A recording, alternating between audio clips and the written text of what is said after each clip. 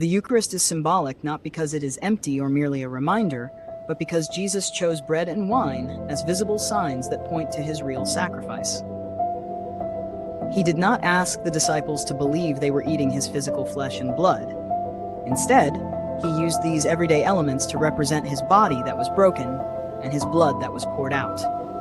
1 Corinthians 11:24-25. Their purpose is to show the cost of salvation in a physical, tangible way, so that the meaning of the cross can be grasped through something we can hold, taste, and see.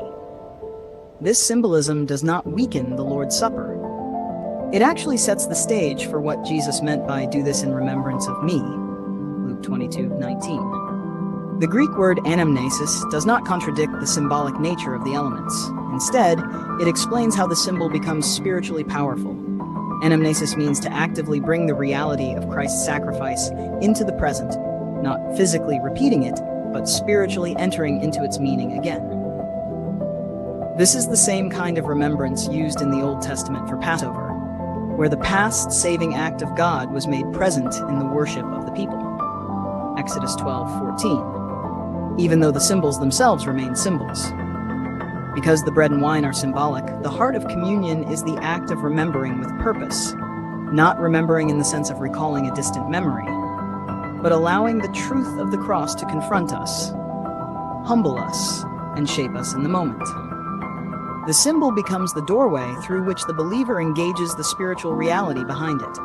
This is also why Paul warns against taking the Lord's Supper in an unworthy manner, 1 Corinthians 11:27. In Corinth, people were treating the bread and wine like ordinary food, ignoring their sacred meaning.